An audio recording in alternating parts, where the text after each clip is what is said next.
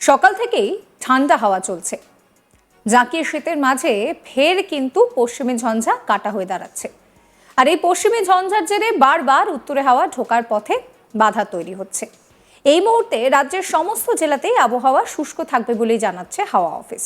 এবারের সরস্বতী পুজোতে তেমন উল্লেখযোগ্য ঠান্ডা থাকবে না বলেই আগাম বার্তা দিচ্ছে আলিপুর আবহাওয়া দফতর।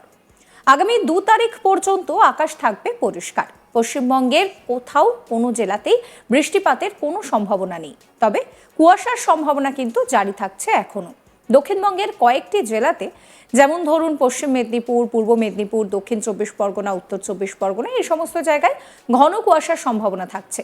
কোথাও কোথাও দৃশ্যমানতা 200 মিটারের নিচেও নেমে যাওয়ার সম্ভাবনা থাকছে।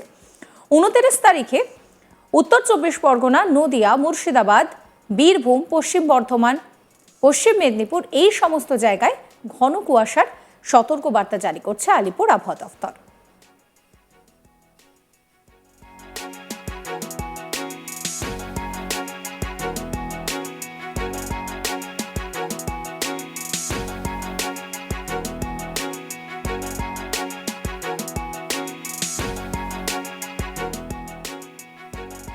এ নিয়ে আবহাওয়াবিদ সোমনাথ দত্ত ঠিক কি বলছেন শোনাবো আপনাদের। এমনি পশ্চিমবঙ্গের সব জেলাতেই শুষ্ক আবহাওয়া থাকারই সম্ভাবনা আছে, এক্সেপ্ট নর্থ বেঙ্গলের কয়েকটা জেলা, দার্জিলিং, কালিম্পং। এই জেলা দুটিতে আজকাল, এই দুদিন, আজকাল না sorry, second day and third day, এই দুটো দিনে খালি আপনার হালকা বৃষ্টিপাত হওয়ার সম্ভাবনা আছে এক দু জায়গাতে বিক্ষিপ্তভাবে, ঠিক আছে, সেকেন্ড অ্যান্ড থার্ড ডেতে। আজকে পশ্চিমবঙ্গের কোনো জেলাতে কোথাও বৃষ্টিপাতের কোনো সম্ভাবনা নেই, খালি আগামীকাল, আগামী পরশু, এই 28, 29, এই দুদিন দার্জিলিং, কালিম্পং, এই দুটি জেলাতে হালকা মাঝারি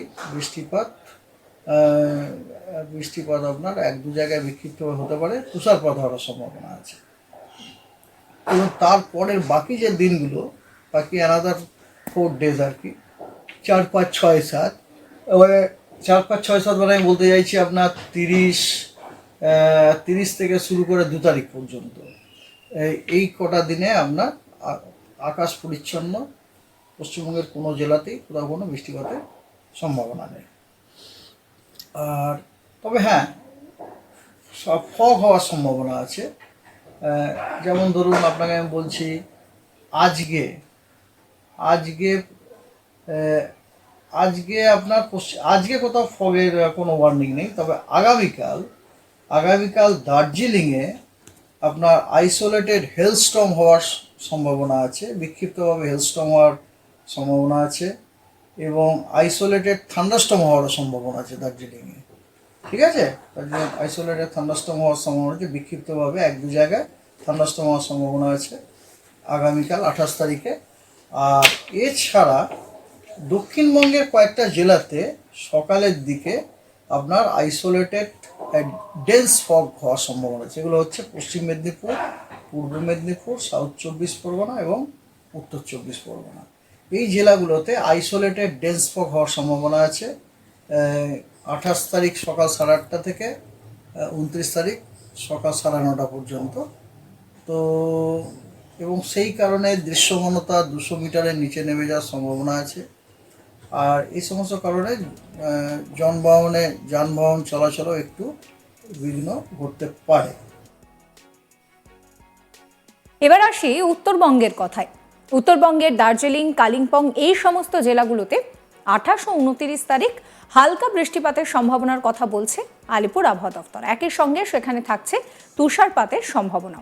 তাপমাত্রা এই মুহূর্তে মোটামুটি 14 ডিগ্রি সেলসিয়াসের কাছাকাছি ঘোরাফেরা করছে। আগামী 24 ঘন্টায় তাপমাত্রায় তেমন বড় কোনো একটা পরিবর্তন হচ্ছে না। তবে 29 তারিখের পর থেকে তাপমাত্রায় আবারও পরিবর্তন হবে। আর নেপথ্যে রয়েছে পশ্চিমী ঝঞ্ঝা। এই পশ্চিমী ঝঞ্ঝার কারণে ফের একবার আবহাওয়ায় বদল ঘটবে, সেই বিষয়টাই জানাচ্ছেন আবহাওয়াবিদ সোমনাথ দত্ত। কি বলছেন তিনি শোনাবো। 29 তারিখে আপনার দক্ষিণবঙ্গের বেশ কয়েকটি জেলাতে আপনার বিক্ষিপ্তভাবে ডেন্স ফগ হওয়ার সম্ভাবনা আছে। সেগুলি হলো উত্তর 24 পরগনা, নদিয়া, মুর্শিদাবাদ, বীরভূম, পশ্চিম বর্ধমান এবং পশ্চিম মেদিনীপুর। এই জেলাগুলোতে বিক্ষিপ্তভাবে ডেন্স ফগ হওয়ার সম্ভাবনা আছে। টেম্পারেচার এখন কিরকম চলছে? হ্যাঁ, যেমন ধরুন টেম্পারেচার আজকে তো 14.2 হয়ে গেছে। আগামী 24 ঘন্টাতে টেম্পারেচার খুব একটা বড়সড় পরিবর্তনের কোনো সম্ভাবনা নেই। আমরা মনে করি টেম্পারেচার আপনার ওই 14-15 বা 14-13 এর মধ্যে থাকবে আগামী 24 ঘন্টাতে। তবে পরশু দিন থেকে অর্থাৎ 29 তারিখের পর থেকে কিন্তু তাপমাত্রা বাড়ার সম্ভাবনা আছে 2-3 দিন, ঠিক আছে। এবং যতদূর মনে হয় আমাদের খুব সম্ভবত সরস্বতী পুজোর সময় অতটা হয়তো ঠান্ডা থাকবে না। সরস্বতী পুজোর সময় হয়তো তাপমাত্রা বেশি থাকলেও থাকতে পারে, বুঝতে পেরেছেন? অর্থাৎ এই মুহূর্তে দাঁড়িয়ে আবহাওয়ায় যে খুব একটা বড়সড় পরিবর্তন হবে তা নয়, তবে পশ্চিমী ঝঞ্ঝার জেরে শীতের মাঝে কিন্তু কাঁটা হয়ে দাঁড়াচ্ছে এই পশ্চিমী ঝঞ্ঝা। কারণ এই পশ্চিমী ঝঞ্ঝার জেরে উত্তরে হাওয়া ঢোকার ক্ষেত্রে বাধা পাচ্ছে, আর এই মুহূর্তে রাজ্যের সমস্ত জেলাতেই আবহাওয়া থাকছে শুষ্ক। এবার আসি সরস্বতী পুজোর কথায়। বাঙালির ভ্যালেন্টাইন্স ডে, এই সময়টা আমরা সাধারণত দেখি যে শীতের আমেজটা থাকে, তবে এবার কিন্তু উল্লেখযোগ্য ঠান্ডা থাকবে না বলেই আগাম বার্তা দিচ্ছে আলিপুর আবহাওয়া দফতর। আগামী 2 তারিখ পর্যন্ত আকাশ থাকবে পরিষ্কার। পশ্চিমবঙ্গের কোনো জেলাতেই সেইভাবে বৃষ্টিপাতের কোনো সম্ভাবনা নেই, তবে কুয়াশার যে দাপট সেই দাপট কিন্তু বজায় থাকবে। দক্ষিণের ক্ষেত্রে পশ্চিম মেদিনীপুর, পূর্ব মেদিনীপুর, দক্ষিণ 24 পরগনা, উত্তর 24 পরগনা এই সমস্ত জায়গায় ঘন কুয়াশার সতর্কবার্তা জারি করা হয়েছে। কোথাও কোথাও দৃশ্যমানতা 200 মিটারের নিচেও নেমে আসার সম্ভাবনা থাকছে। সোমনাথ দত্ত ঠিক কি বলছেন এই নিয়ে শোনাবো আপনাদের আরো একবার। এমনি পশ্চিমবঙ্গের সব জেলাতেই শুষ্ক আবহাওয়া থাকারই সম্ভাবনা আছে, এক্সেপ্ট নর্থ বেঙ্গলের কয়েকটা জেলা, দার্জিলিং, কালিম্পং। এই জেলা দুটিতে আজকাল second day and third day এই দুটো দিনে খালি আপনার হালকা বৃষ্টিপাত হওয়ার সম্ভাবনা আছে এক দু জায়গাতে বিক্ষিপ্তভাবে, ঠিক আছে, সেকেন্ড অ্যান্ড থার্ড ডেতে।